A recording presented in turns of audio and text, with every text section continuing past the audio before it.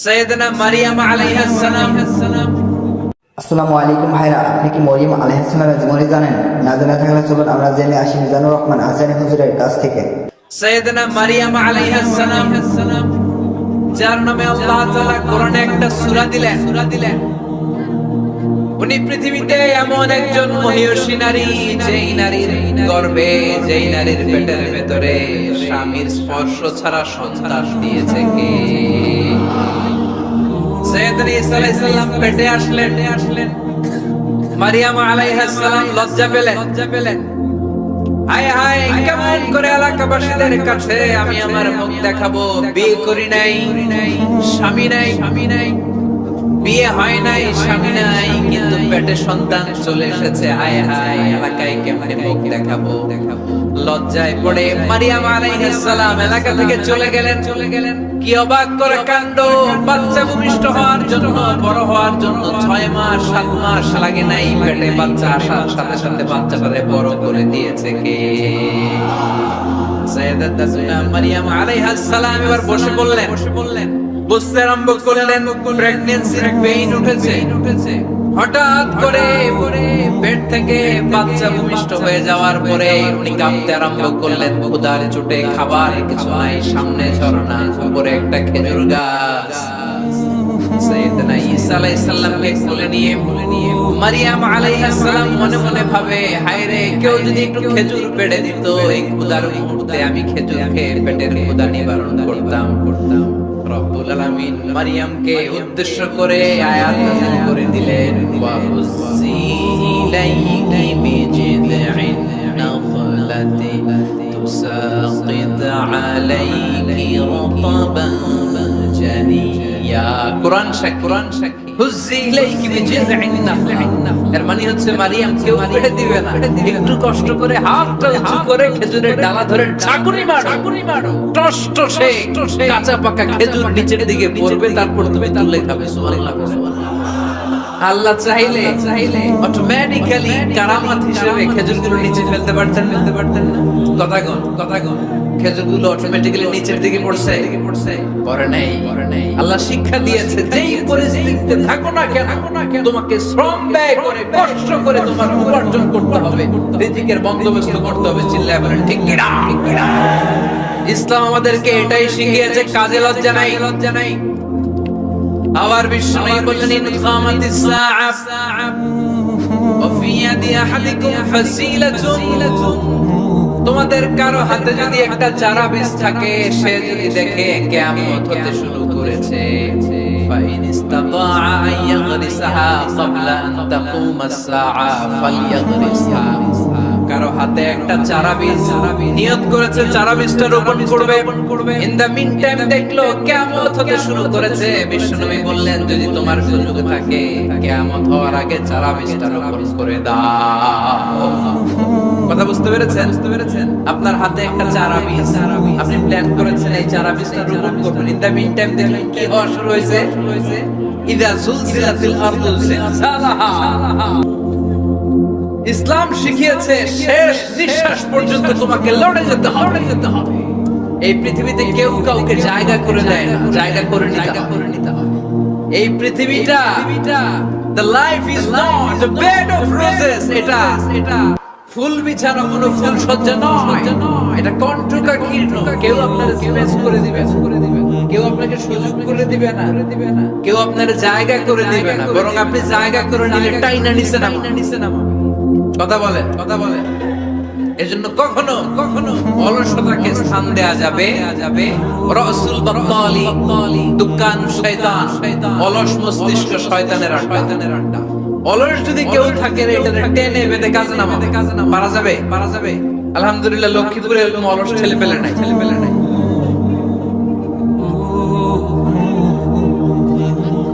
আছে। আমরা আজকে অলসতাকে নো বলে যাবে মাহফিল থেকে। অলসতাকে আমরা কি বলবো? আওয়াজ করে বলতে হবে। অলসতাকে কি বলবো আমরা? মুমিনের জীবনে কোনো অলসতা নেই। অলস হয় মুনাফিকরা। অলস হয় কারা? চিল্লায় বলতে হবে। মুমিনরা অলস হয় কারা?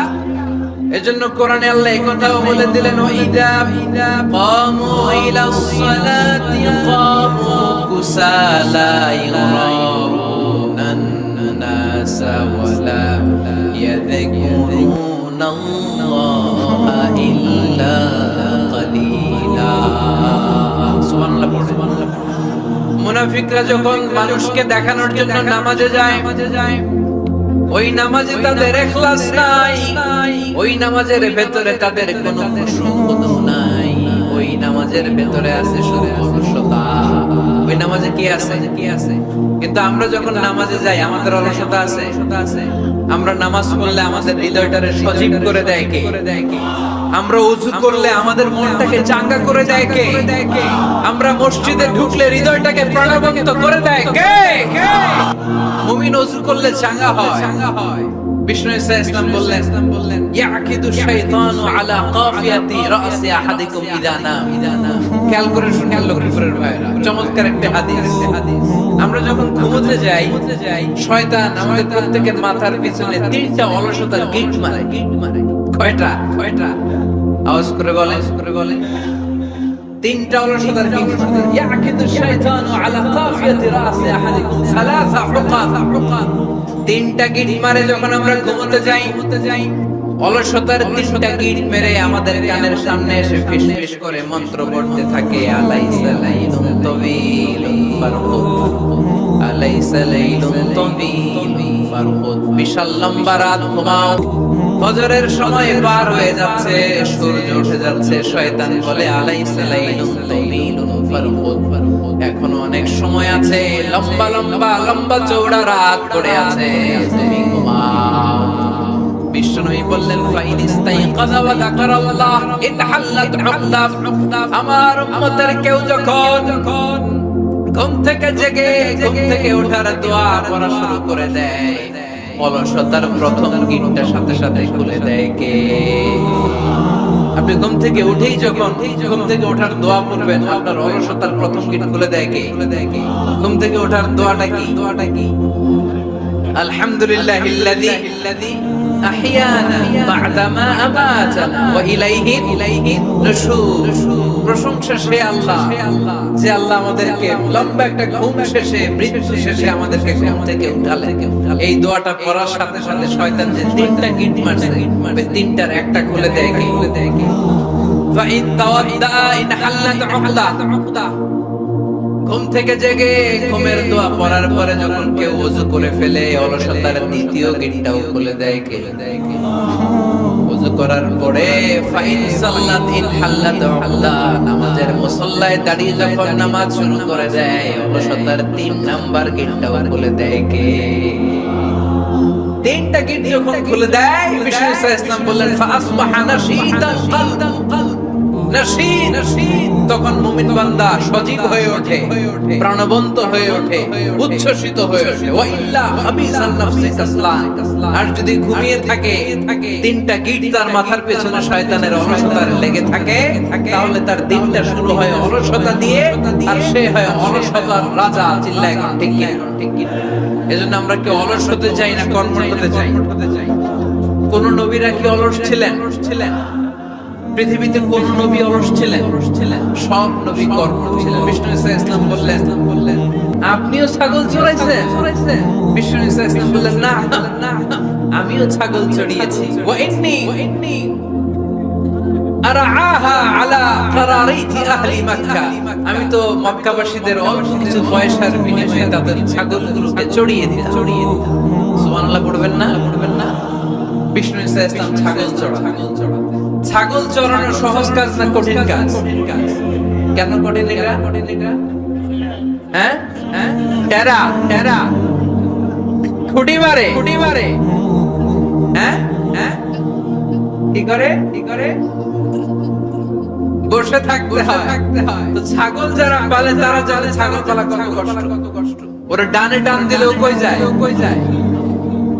রশি ধরে বায়ে টান দিলে কই যায়, সামনে টানলে কই যায়, পিছনে টানলে কই যায়। সারা সপ্তাহ আপনি সময় পান না এটার গোসল করাবেন। ভাবলেন আজকে জুমার দিন আমি গোসল করি, এটার গোসল করেন। এটারে আপনি পিলারে গাড়ির নিবেন, টান দিবেন, ওর বাপের কিরা ও 1 ইঞ্চি সামনে যাবে। ঠিক কি না? এই টেরা প্রাণী আল্লাহর কি মহিমা। আল্লাহ তাআলা পৃথিবীর সবচেয়ে শ্রেষ্ঠতম মানুষদেরকে ছাগল চড়িয়ে ছেড়েছেন, ঠিক কিনা? ঠিক কিনা? মা বাআসাল্লাহু নাবিয়্যান ইল্লা রাআল গনাম। এই পৃথিবীতে এমন কোনো নবী ছিল না যে নবীরা ছাগল চড়ায় নাই। আল্লাহ বুঝাতে চাইলেন ছাগল চড়ানো অনেক কষ্টের কাজ, অনেক ধৈর্যের প্রয়োজন। এখন নবীরা তোমরা ছাগল চড়াও, কিছুদিন পর ছাগলের চেয়েও টেরা জাতি মানুষ চড়াইতো। মানুষের মধ্যে টেরা আছে না নাই? ভালো বললে ভালোটা বুঝে না, ডানে যেতে গেলে বায়ে যায়, বায়ে যেতে বললে ডাইনে যায়, এরকম আছে না নাই? সম্মানিত ভাইয়েরা, সমস্ত আম্বিয়া আলাইহিস সালাম ওনারা কদম ছিলেন। সাইয়েদনা আদম আলাইহিস সালাম নিজ হাতে চারা গাছ রোপণ করে চাষাবাদের কাজ করেছেন। সুবহানাল্লাহ, সুবহানাল্লাহ। সাইয়েদনা ইব্রাহিম আলাইহিস সালাম চাষাবাদের কাজ করেছেন। সাইয়েদনা দাউদ আলাইহিস সালাম নিজ হাতে যুদ্ধের জন্য যে পোশাক পরতে হয়, যেটা পরলে গায়ের মধ্যে ছুরি মারলেও ঢুকে না, ওই শিরস্ত্রাণ বানিয়েছেন। নিজ হাতে তলোয়ার বানিয়েছেন। সুবহানাল্লাহ, সুবহানাল্লাহ। সাইয়েদনা মুসা আলাইহিস সালাম ছাগল চড়িয়েছেন। সাইয়েদনা মুসা আলাইহিস সালামের মেজাজ নরম না গরম? নবীদের মধ্যে সবচেয়ে বেশি মেজাজওয়ালা নবী ছিলেন মুসা আলাইহিস সালাম। উনিও 8 থেকে 10 বছর সাইয়েদনা শুআয়ব আলাইহিস সালামের এরিয়াতে ছাগল চড়িয়েছেন। চিল্লায়ে বলেন সুবহানাল্লাহ। এজন্য নবীরা যেহেতু কাজ করেছেন, কর্মঠ ছিলেন, আমরাও কর্মঠ হব, ঠিক কিনা? সাহাবারাও কর্মঠ ছিলেন। বিশ্ব নবীর সাহাবারাও ব্যবসা করতেন। সাইয়েদনা আবু বকরের বিশাল ব্যবসা প্রতিষ্ঠান ছিল। সুবহানাল্লাহ, সুবহানাল্লাহ। আপনারা হজ উমরা করেছেন কে কে? দেখি করছেন? মাশাআল্লাহ। যারা করে নাই আল্লাহ তাদেরকে আল্লাহর ঘর জিয়ারতের তুমি নসিব কর। বিশ্ব নবীর মাকবারার সামনে দাঁড়িয়ে আমরা যেন সালাম পেশ করতে পারি, তুমি নসিব কর।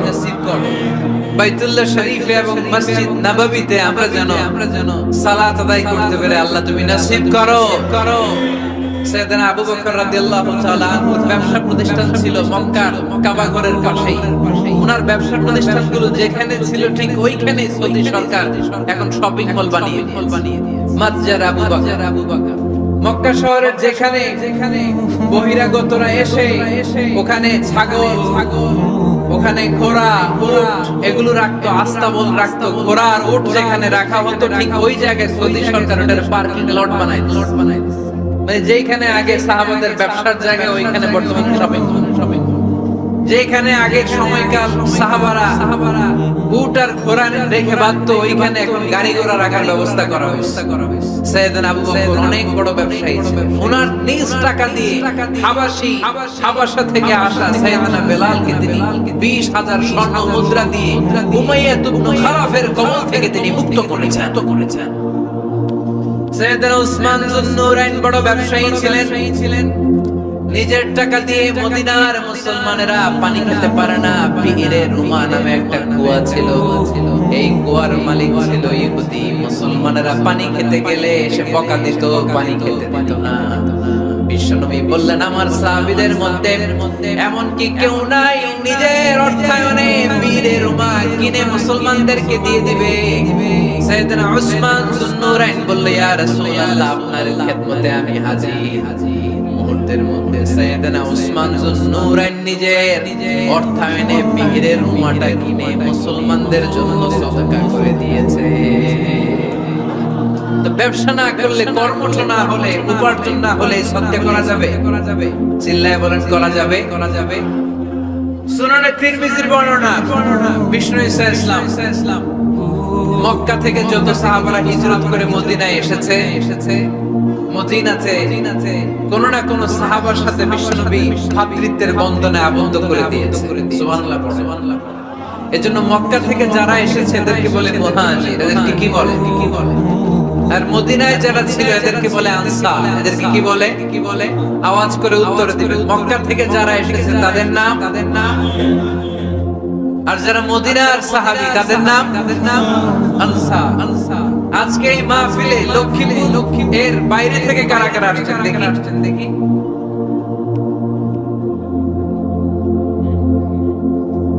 মাশাআল্লাহ, মাশাআল্লাহ, অনেক আসছে। আল্লাহ ভাইদেরকে তুমি কবুল করো। হাত নামান। এই যে লক্ষ্মীপুরের বাইরে থেকে যে ভাইরা আসছে তারা লক্ষ্মীপুরের মেহমান, ঠিক কিনা? মক্কা থেকে হিজরত করে যে সমস্ত সাহাবারা এসেছিল তারা ছিল মদিনার মেহমান। বিশ্বনবী এক এক মক্কার সাহাবীকে মদিনার এক এক সাহাবীর সাথে ভ্রাতৃত্বের বন্ধনে আবদ্ধ করে।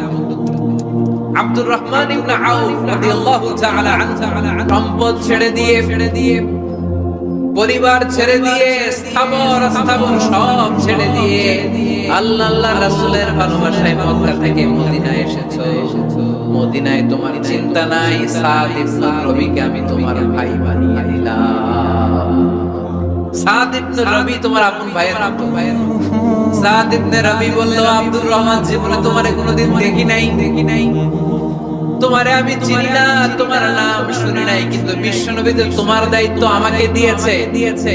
আমার যে বড় ধনী মদিনার মধ্যে দ্বিতীয় কেউ নাই। আজ থেকে তুমি আমার ভাই, আজ থেকে তুমি আমার প্রিয়। আল্লাহ আমাকে যত সম্পত্তি দান করেছে তার অর্ধেক সম্পত্তি আমি তোমার নামে দিয়ে দিলাম। ও আব্দুর রহমান ইবনে আউফ, শুধু তাই নয়, রব্বুল আলামিন আমাকে দুইজন স্ত্রী দিয়েছে। কয়জন? তুমি দেখো আমার কোন স্ত্রীকে তোমার বেশি ভালো লাগে, যার নাম তুমি বলবে সাথে সাথে আমি তারে তালাক দিয়ে দিব। তার ইদ্দত পালন শেষে তুমি তাকে বিয়ে করে তোমার সাথে নিয়ে যাবে। সুবহানাল্লাহ। কারণ বিশ্বনবী তোমার দায়িত্ব আমার কাছে দিয়েছে, তুমি আমার ভাই। আমি মদিনার সবচেয়ে বড় ধনী, আমার অর্ধেক সম্পদ আমি তোমারে দিয়ে দিব। আমার দুই স্ত্রীর এক স্ত্রীকে তোমারে দিয়ে দিব। সাইয়েদনা আব্দুর রহমান ইবনে আউফ এই কথা শুনে অবাক হয়ে উনিও এক অবাক কথা বললেন। উনি বললেন, লা হাজাতা লি ফি ইয়া আখি, ও আমার প্রাণের ভাই, তোমার কথা শুনে আমার হৃদয়টা ভরে গিয়েছে, কিন্তু তোমার সম্পদেরও দরকার আমার নাই, তোমার স্ত্রীরও দরকার আমার নাই। বারাকাল্লাহু ফি মালিক ওয়া লি আহলিক, আল্লাহ তোমার মালেও বরকত দেক, তোমার সম্পদেও বরকত দেক। তুমি শুধু একটু কষ্ট করবা। কি কষ্ট? দুল্লানি আলা সুক, show me the way to the market. তুমি মদিনায় কোনো মার্কেট আছে কিনা, শপিং মল আছে কিনা, ব্যবসা প্রতিষ্ঠান আছে কিনা আমারে দেখায় দাও। সুবহানাল্লাহ। আমরা হইলে কি করতাম? লক্ষ্মীপুরে যারা আসছে এদের একজন যদি বলা হয়, ভাই আপনি এখন থেকে লক্ষ্মীপুরের ভাই, আমার অর্ধেক সম্পদ আপনারে দিয়ে দেব, কি করবে? পায়ের উপর পা তুলে খাবে আর বলবে, কি আনন্দ আকাশে বাতাসে। ঠিক কিনা? এরপর যদি বলি, ভাই আমার দুই বউ যেটারে সুন্দর লাগে বলেন তালাক দিয়ে দেই, নিয়ে যান, কি বলবে? উল্লানি আলা সুক। লক্ষ্মীপুরের কর্মঠ যুবক ভাইরা, এই আব্দুর রহমান ইবনে আউফ আমাদের প্রেরণা। উনি অন্যের ঘাড়ে পাড়া দিয়ে খেতে চায় নাই, আরেকজনের উপর ডিপেন্ডেন্ট বা নির্ভরশীল হতে চায় নাই। তিনি স্বাবলম্বী হওয়ার শিক্ষা কিয়ামত পর্যন্ত গোটা বিশ্বের যুবকদের জন্য রেখে গিয়েছে। চিল্লায় বলো ঠিক কিনা? দুল্লানি আলা সুক, show me the way to market. Market কোথায় দেখাও। পনির আর ঘি নিয়ে ব্যবসা করতে কয়েক মাসের ব্যবধানে ইতিহাস সাইয়েদনা আব্দুর রহমান ইবনে আউফ মদিনার বিশাল বড় বিজনেস ম্যাগনেটে পরিণত হয়ে গেলেন। চিল্লায় পড়ে আল্লাহু আকবার। এজন্য ব্যবসার ভিতরে বরকত ঢুকিয়ে দিয়েছে কে? বিষ্ণুই বললেন, তাজরা সাদুকাল আমিন মা'আন নাবিয়্যিন ওয়াস সিদ্দীকিন ওয়াস শুহাদা'i ওয়াস সালিহিন। আমানতদার ব্যবসায়ী তারা সাধারণ কোনো মানুষ নয়, কিয়ামতের দিন নবীদের সাথে হাসর হয়ে যাবে। আপনারা যারা ব্যবসা করেন এটা সাধারণ বিষয় নয়। বিষ্ণু ইসলাম নিজেও ব্যবসায়ী ছিলেন। ওনার জীবনের প্রথমে তিনি খাদিজা রাদিয়াল্লাহু তাআলা আনহার ব্যবসার স্টাফ হয়ে কাজ শুরু করেছেন, এরপর নিজে ব্যবসা শুরু করেছেন। এরপরে খাদিজাতুল কুবরা রাদিয়াল্লাহু তাআলা আনহা সব সম্পত্তি বিয়ের পরে বিশ্বনবীর পায়ের সামনে ঢেলে দিয়েছেন। বললেন, ইয়া রাসূলুল্লাহ, এই সম্পদ আমি আপনাকে দিয়ে দিলাম, আপনি ইচ্ছামতো দিনের প্রয়োজনে খরচ করেন। সুবহানাল্লাহ। এজন্য বিষ্ণু ইসলাম আমাদের জন্য উপমা, আব্দুর রহমান ইবনে আউফ আমাদের জন্য উপমা। যারা ব্যবসা করেন তারা বিষ্ণু ইসলামের সুন্নাহ পালন করছেন। আত-তাজির আস-সাদুক আল-আমিন। বিষ্ণুই বললেন, সত্যবাদী আমানতদার ব্যবসায়ী, যে ব্যবসা করতে যে মিথ্যা কথা বলে না। অনেক ব্যবসায়ীরা আছে পণ্য চালানোর জন্য মিথ্যা কথা বলে আর কসম কাটে, আসে না নাই। এমনটা করা যাবে? সকালবেলা স্ত্রীরে বলে এই গরুগুলা বিক্রি করলে তুই একটা দাম কো কত কম স্ত্রীরে শিখাই দিচ্ছে এই গরুর দাম তুই 40,000 তো বউ বলে ঠিক আছে দাম পেলাম 40,000 এরপরে বাজারে যখন গরু বিক্রি করতে যায় একজন যখন বলে যে ভাই এটা 30,000 টাকা দিয়ে কিনতে ভাই আল্লাহর সকালে একজন 40,000 দাম কইছে আমি দেই নাই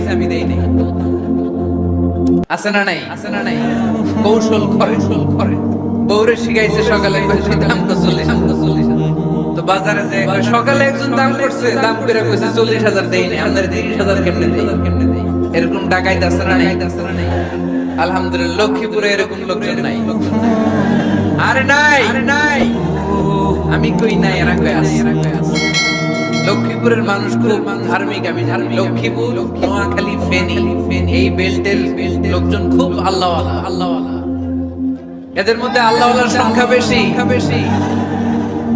এখানে আলেম ওলামা বেশি এখানে মসজিদ মাদ্রাসা বেশি এই জন্য এই জেলাগুলোতে আল্লাহর রহমত বেশি আল্লাহ তুমি এই জেলার ছেলেবেলাদেরকে এই জেলার লোকদেরকে তুমি কবুল করো মা বোনদেরকে তুমি কবুল করো সম্মানিত ভাইয়েরা এজন্য আজকের মাহফিল থেকে আমরা যেটা শিখলাম সেটা হচ্ছে পরিশ্রমে কোনো লজ্জা আছে আমরা কাজ করে খাও ঠিক কিনা নেভার আন্ডারএস্টিমেট এনি জব যুবক ভাইয়েরা লক্ষ্মীপুরের যুবক ছেলেরা শুনতেছো এরকম আওয়াজ করতে হবে কান খাড়া করে শোনো নেভার আন্ডারএস্টিমেট এনি জব কোন চাকরিকে ছোট করে দেখা যাবে whether it's small or big you don't care এটার কেয়ার করা যাবে না ছোট চাকরি পাইলে ঢুকে যাবে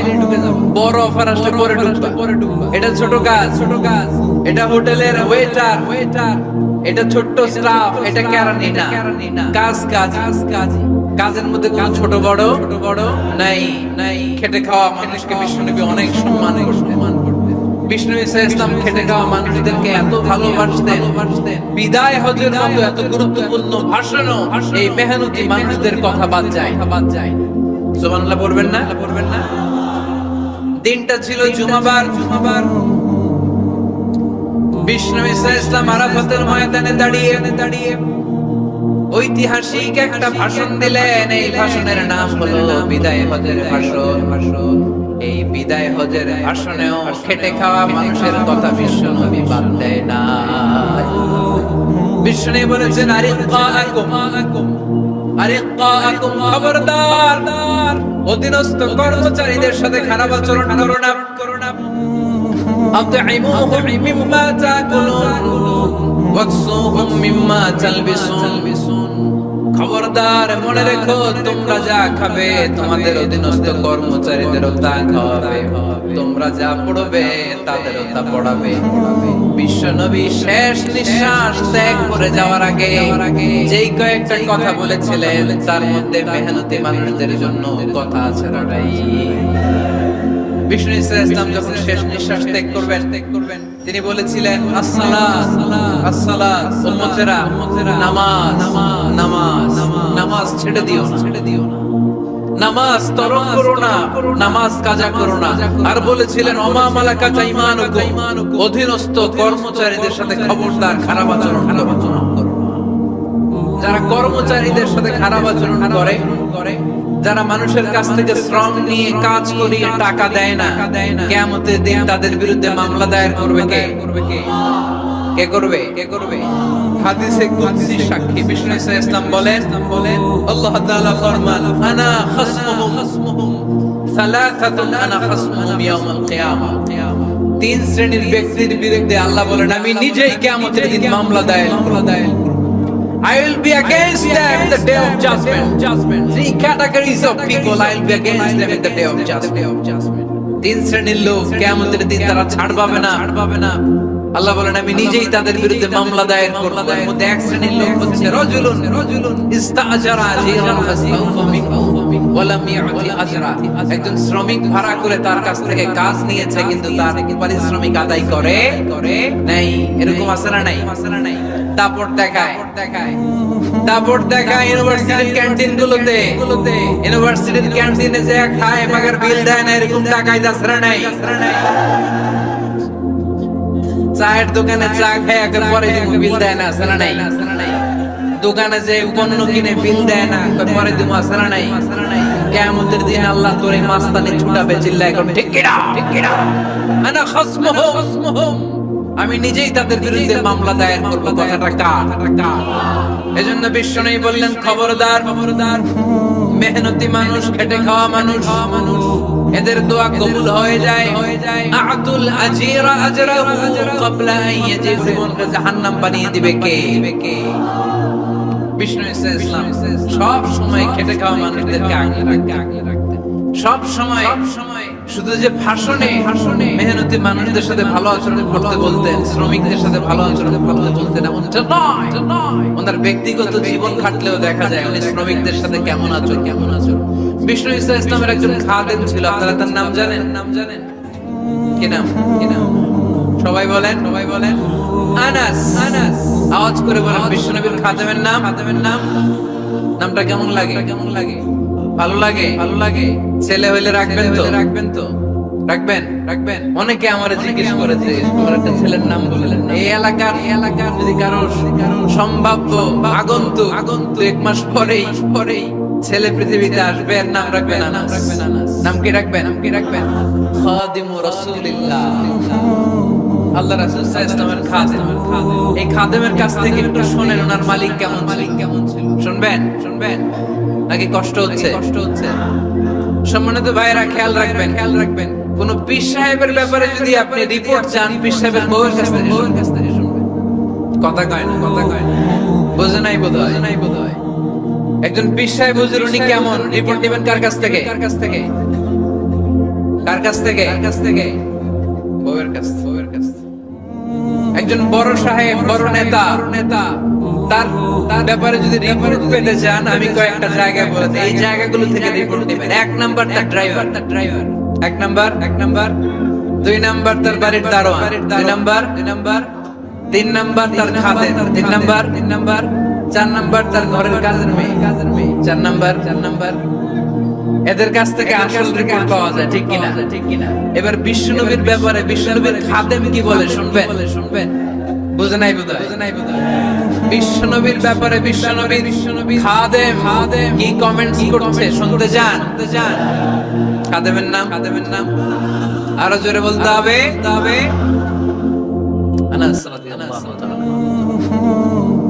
আনাস রাদিয়াল্লাহু তাআলা বলেন, বিশ্বনবী যখন মক্কা থেকে মদিনায় হিজরত করে আসলেন, মদিনার অলিতে গলিতে আনন্দের বন্যা বয়ে গেল। তলা আল বাদরু আলাইনা বলে সবাই বিশ্বনবীকে বরণ করে নিল। সবাই বিশ্বনবীর সাথে দেখা করতে আসলো। সবাই যখন আনসারী নারী পুরুষরা দেখা করতে যায়, আমার আম্মাও বলল, আনাস মক্কা থেকে বিশ্বনবী এসেছে, চলো তোমারে নিয়ে দেখা করতে যাই। আনাসের মা আনাস রাদিয়াল্লাহু তাআলা তখন খুব ছোট্ট, তিনি যে দেখে মানুষের ভিড়ে আনাসকে নিয়ে সামনে যাওয়া যায় না। আর তিনি দেখলেন মদিনার অলিতে গলিতে মানুষের ভিড়, আনসারী আবাল বৃদ্ধ বনিতা নারী পুরুষ সবাই বিশ্বনবীর সাথে দেখা করছে। আর যারাই দেখা করছে হাতে কোনো না কোনো হাদিয়া নিয়ে বিশ্বনবীর সাথে দেখা করছে। সুবহানাল্লাহ কইবেন না? আনসারী যত সাহাবারা বিশ্বনবীর সাথে দেখা করতে এসেছে, কি নিয়ে আসছে? কথা কয় না। তাহাদাও তাহাব্বু, হাদিয়া দাও, একে অপরকে হাদিয়া দাও। তোমাদের মধ্যে ভালোবাসার বন্ধনকে বাড়িয়ে দিবে কে? আনাসের মা বললেন, আমি মানুষ ধাক্কাতে বিশ্বনবীর সামনে পর্যন্ত গেলাম, যে দেখি সবাই বিশ্বনবীর হাদিয়া দেয়। আমি বিশ্বনবীর সামনে যে কাঁদো স্বরে বললাম, ইয়া রাসূলুল্লাহ, ইয়া হাবিবাল্লাহ, লাম ইউবকি রাজুলুন ওয়ালা ইমরাআতুন মিনাল আনসার ইল্লা ক্বাদ আতহাফাকা বিতুহফা।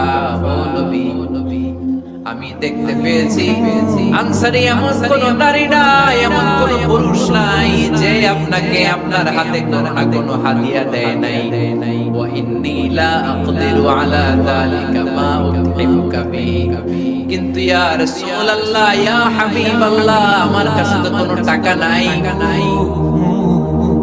আমার কাছে কোনো পয়সা নাই আমার ঘরে এমন কোনো জিনিস নাই যে জিনিসটা আমি আপনারে হাদিয়া দেব ইল্লা ইবনি হাদা আমার এই নাড়ছেড়া ধন কলিজার টুকরা সন্তান আনাস ছাড়া ও আখিরি জামানার পয়গম্বর আমি আমার কলিজার টুকরা আনাসকে আপনারে হাদিয়া দিয়ে দিলাম ইয়া রাসূলুল্লাহ মদিনার আনসারী এমন কোন নারী পুরুষ কেউ তো বাকি নাই যে আপনাকে হাদিয়া দেয় না সবাই তো হাদিয়া দিত কিন্তু আমি তো হাদিয়া দেওয়ার মতো আমার ইয়া রাসূলুল্লাহ আমার ছেলেটারই আপনারা হাদিয়া দিলেন খুদ হাদা ইয়াখদুমু কামা বাদালাক আপনার যেই কাজ লাগবে যেই খেদমতের প্রয়োজন আপনার এই খেদমত ও নবী আমি জানি আনাস আপনার বেশি খেদমত করতে পারবে না আনাস আপনার মেসওয়াক এনে দিবে ওজুর পানি এনে দিবে জুব্বা লাগলে জুব্বাটা এনে দিবে ছোটখাটো কাজ করে আপনার সাহায্য করবে আমার কলিজার টুকরা সন্তানকে চিরকালের জন্য আমি আপনারে হাদিয়া দিয়ে দিলাম আনাস রাদিয়াল্লাহু তাআলা আনহু বর্ণনা করছেন আমি দাঁড়িয়েছি আমার আম্মা বলছে আমি নাকি বিশ্বনবীর জন্য হাদিয়া সুবহানাল্লাহ পড়েন এবার খেদমত শুরু করলো সাইয়েদনা আনাস ছোট্ট মানুষ কি আর করবে কতটুকু খেদমত আর করতে পারবে বিশ্বনবীর মেসওয়াকটা এনে দেয় সুবহানাল্লাহ পড়ে বিশ্বনবীর আতরের শিশিটা এনে দেয় বিশ্বনবীর জাইতুনের তেলের বোতলটা আগিয়ে দেয় বিশ্বনবীর জামাটা প্রয়োজনে বিশ্বনবীর হাতে এনে দেয় সাইয়েদনা আনাস বলেন আমি 1 বছর নয় 2 বছর নয় 5 বছর নয় 7 বছর নয় 10 বছর বিশ্বনবীর খেদমত করেছি ফামা দারাবানি 10 বছরে একদিনও তিনি আমারে মারে নাই সুবহানাল্লাহ একদিন আমার গায়ে হাত তোলে নাই হাত তোলা তো দূরের কথা ওয়ালা সাব্বানি কোনদিন গালি দেয় নাই ওয়ালা আবাসা আলা ওয়াজহি কখনো বিরক্তি সুরে ভ্রু কুঁচকে আমার দিকে বিশ্বনবী কোনদিন তাকায় নাই সুবহানাল্লাহ কোনদিন আমার গায়ে হাত তোলে নাই আরে হাত তোলা তো দূরের কথা আমাকে ধমকি পর্যন্ত দেয় নাই ধমকি দেয়া তো দূরের কথা আমরা অনেক সময় বিরক্ত হয়ে ভ্রু কুঁচকাই না এরকম বিরক্তি হইলে আমাদের আমরা কারোর প্রতি বিরক্ত হলে কি হয় কপাল ভ্রু কুঁচকে ওঠে ঠিক কিনা সাইয়েদনা আনাস বললেন কোনদিন মারে নাই খাদেম বলতেছে খাদেম বড় সাহেবের রিপোর্ট কার থেকে নিতে হয় হয় খাদেম নয় দারোয়ান নয় ঘরের কাজের মেয়ে তা না হলে ড্রাইভার বিশ্বনবীর খাদেম বিশ্বনবীর ব্যাপারে কি কমেন্ট করছে মা সাব্বানি ওয়ালা জারাবানি ওয়ালা আবাসা ফি ওয়াজহি এই 10 বছরের খেদমতের জিন্দেগিতে কোনোদিন বিশ্বনবী আমারে মারে নাই গায়ে হাত তোলে নাই আরে হাত তোলা তো দূরের কথা একটা ধমকও দেয় নাই আরে ধমক দেয়া তো দূরের কথা বিরক্তি সুরে ভ্রু কুঁচকে আমার দিকে কখনো তিনি তাকায় নাই চিল্লায় বলো সুবহানাল্লাহ আর আজকে মাইক পেলে মানবাধিকারের কর্মী কি সুন্দর কথা বলে উইমেন রাইটস এর কথা বলে শিশু শ্রম নিয়ে কথা বলে আর বাড়িতে কাজের মেয়ের গায়ের মধ্যে গরম খুন্তি পিঠের মধ্যে লাগে পিঠ চমকিয়ে দেয় এরকম আছে না নাই পত্রপত্রিকায় প্রায় দেখা যায় যে কাজের মেয়েদেরকে কি অত্যাচার খুন্তি গরম করে চামড়ার মধ্যে লাগিয়ে স্কিন ঝলসে ফেলেছে গ্রিলের মধ্যে বেঁধে রেখেছে সময় মতো খাবার দেয় নাই পিটিয়ে মাথার চুল কামিয়ে মাথা নেড়া করে দিয়েছে এরকম আছে না নাই এরা মানবাধিকারের ঠিকাদার এরা মানবাধিকারের কথা বলে আর বিশ্বনবী ইসলামের খাদেম বিশ্বনবীর ব্যাপারে বলেছে কোনদিন মাইট তো দূরের কথা হাত তোলা তো দূরের কথা আরে ধমক দেয়া তো দূরের কথা বিরক্তির চেহারা নিয়ে কোনদিন বিশ্বনবী আমার দিকে তাকায় নাই চিল্লায় নাই সুবহানাল্লাহ বিশ্বনবী একবার সাইয়েদনা আনাস রাদিয়াল্লাহু তাআলা আনহুকে একটা ছোট্ট জিনিস আনতে পাঠালেন সাইয়েদনা আনাস রাদিয়াল্লাহু তাআলা আনহু জিনিসটা দেখলেন মদিনার অলিতে গলিতে বাচ্চারা কুতকুত খেলে কি খেলে আপনারা খেলেন তো এই খেলা দেখে আনাস রাদিয়াল্লাহু তাআলা ভুলে গেলেন যে বিশ্বনবীর জামান উনি ভুলে যে উনিও দাঁড়িয়ে খেলা দেখতে শুরু করলেন এখন ঘন্টার পর ঘন্টা যায়, আনাসও আসে না, জামাও আসে না। বিষ্ণুনবী ভাবলেন, হায়রে আনাস ভুলে গিয়েছে, কি আর করা, যাই নিজের জামা নিজেই নিয়ে আসি। বিষ্ণুনবী বের হলেন জামা আনতে। বের হয়েই দেখে মদিনার গলিতে বাচ্চারা খেলতেছে, ওইদিকে আনাস রাদিয়াল্লাহু আনহু দাঁড়ানো।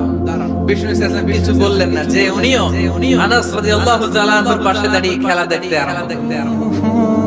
সুবহানাল্লাহ পড়বেন না? সাইয়েদনা আনাস খেলা দেখতে দেখতে হঠাৎ বিষ্ণুনবীর দিকে চোখ পড়ে গেছে। বিশ্বনবীর চোখের দেখে যখন সাইয়েদনা আনাস রাদিয়াল্লাহু তাআলা আনহুর চোখ পড়ে গেছে, সাইয়েদনা আনাস বলে, আমার কলিজাটা এখান থেকে এইদিকে চলে আসছে। ভয় কিসে? ভয়ে। উনি বললেন, আমার গলা শুকিয়ে যেতে আরম্ভ করলো, কাঁপতে লাগলাম। হায় হায়, এখন আমার মনে পড়ছে বিশ্বনবীর জামা আনতে পাঠাইছিল। ভুলে গেছে খেলার আবেশে পড়ে।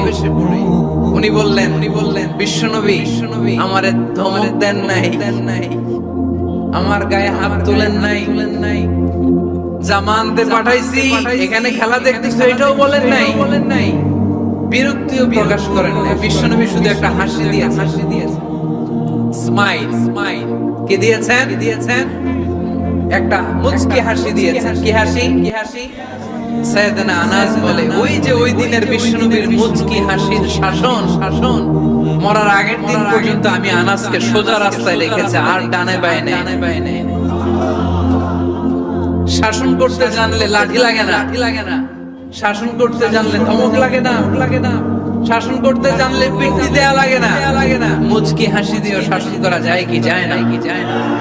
সাইয়েদনা আনাস বলেন, কোনদিন মারে নাই, কোনদিন ধমক দেয় নাই, সব সময় আমাকে আদর করেছে। চিল্লায় পড়েন সুবহানাল্লাহ। এজন্য সব সময় বিষ্ণু সাল্লাল্লাহু শ্রমিকদেরকে ভালোবাসতেন। শ্রমে কোনো লজ্জা নাই, লজ্জা হচ্ছে অলসতায়। আজ থেকে এই মাহফিল, এই এত বড় আয়োজন, এত বড় গ্যাদারিং তখন সার্থক হবে যখন আমরা এই সিদ্ধান্তে আসতে পারবো যে আমরা অলস সময় কাটাবো না, আমরা আমাদের এই সময়গুলোকে প্রোডাক্টিভ ওয়েতে কাজে লাগাবো, কোনো না কোনো কাজের সাথে জড়িত হব। Never underestimate any job, whether it's big or small, বড় হোক বা ছোট হোক, কোনো কাজকে আমরা ছোট করে দেখবো না। যে কোনো কাজ করো না ভাই, যে কোনো কাজ করো, তা যেন হয় সবার চেয়ে সবচেয়ে সুন্দর। আমাদের অবসর সময়গুলোকে কাজে লাগানোর দরকার আছে না নাই? আমরা নিজেদেরকে কর্মঠ করে কর্মজীবী হিসেবে, শ্রমজীবী হিসেবে নিজেদেরকে প্রতিষ্ঠিত করতে চাই। রাজি আছো মুসলমান? লক্ষ্মীপুরের যুবক ছেলেরা আওয়াজ করে বলো, পারা যাবে? লজ্জা কিসে? অনেকে টাঙ্কি মারে, এদিক সেদিক ঘুরে আর বলে, আমার আব্বা চেয়ারম্যান। আরে তোর আব্বা চেয়ারম্যান, তুই কি? আমার আব্বা MP, member of the parliament. আরে তোর বাবা এমপি, এটা তো তার গৌরব, তোর কি আছে সেটা বল। এজন্য নিজের পায়ে দাঁড়াও। অলসতার সাথে আমাদের কোনো সম্পর্ক। আজকের এই মাহফিল থেকে আমরা অলসতা, অকর্মণ্যতাকে নো বলে দিলাম। অলসতাকে আমরা কি বললাম? আরো জোরে বলতে হবে, অলসতাকে কি বলবো? আর সব সময় কর্মঠ থাকবো, এনার্জেটিক থাকবো, নিজের পায়ে দাঁড়াবো, আইডিয়া জেনারেট করব, এন্টারপ্রেনার হওয়ার চেষ্টা করব, নতুন উদ্যোক্তা হওয়ার মাধ্যমে আমরা আমাদের নিজেদের ভাগ্য পরিবর্তনের চেষ্টা করব। কারণ আল্লাহ বলেছেন, ইন্নাল্লাহা লা ইউগাইয়িরু মা বিকাওমিন হাত্তা ইউগাইয়িরু মা বিআনফুসিহিম। আল্লাহ তাআলা ততক্ষণ পর্যন্ত কোন জাতির ভাগ্যের চাকার পরিবর্তন করে না যতক্ষণ পর্যন্ত ওই জাতি নিজের ভাগ্যের চাকার পরিবর্তন করতে না চায়। চিল্লায় করে ঠিক কি না? লাকাদ খালাকনাল ইনসানা ফি কাবাদ। আমি মানব জাতিকে কষ্ট সহিষ্ণু আর কর্ম সহিষ্ণু করে তৈরি করে স্রষ্টা আমাদেরকে সৃষ্টি করে এক সংগ্রামে ঠেলে দিয়েছে। এখানে সংগ্রাম না করলে বেঁচে থাকা যায়? আমাদের সংগ্রামটা শুরু হয়েছে যখন আমরা মায়ের পেট থেকে বেরিয়েছি, ঠিক কিনা? একটা বাবার স্পার্মের মধ্যে 2 কোটি যদি শুক্রাণু না থেকে সেখান থেকে সন্তান হয় না। তার মানে এই 2 কোটি শুক্রাণুর মধ্য থেকে আপনি একজন সফল মানুষ, যিনি বাকি 2 কোটির মধ্য থেকে সব শুক্রাণুগুলোকে হারিয়ে আপনি সফল হতে পেরেছেন। সেখান থেকে দুনিয়ার থেকে আপনি যখন এসেছেন আপনাকে সংগ্রাম করে আসতে হয়েছে। যারা সিজারের মাধ্যমে পৃথিবীতে আসে তাদের এই সংগ্রামটা থাকে না, কিন্তু যারা নরমাল প্রসেসে পৃথিবীতে আসে তাদের প্রচন্ড সংগ্রাম করে প্রচন্ড চাপা খেয়ে পৃথিবীতে আসতে হয়, ঠিক কিনা? কারণ আমাদের সাইজ ছিল অনেক বড়। আমাদের মায়ের যে অঙ্গটা দিয়ে আমরা পৃথিবীতে আসবো ওই জায়গাটা ছিল খুবই সরু। আমাকে সংগ্রাম করে, আমাকে যুদ্ধ করে, আমার নিজের অস্তিত্বের প্রমাণ দিয়ে চিৎকার মেরে এই পৃথিবীতে আসতে হয়েছে। চিল্লায় বলো ঠিক কিনা? এজন্য এই পৃথিবীর বুকে আমরা যতদিন থাকবো সংগ্রাম করে বাঁচতে হবে, ঠিক কিনা? পরিশ্রমে লজ্জা আছে। লজ্জা কিসে? মনে থাকবে লক্ষ্মীপুরের ছেলেরা যে আয়াত দিয়ে শুরু করেছি সে আয়াত দিয়ে শেষ করছি। যখন সালাতের সময় হয় মসজিদে যাব, আর সালাত যখন শেষ হয় তখন মসজিদের বাইরে আমরা কাজে নেমে পড়ব। রাজি আছি তো?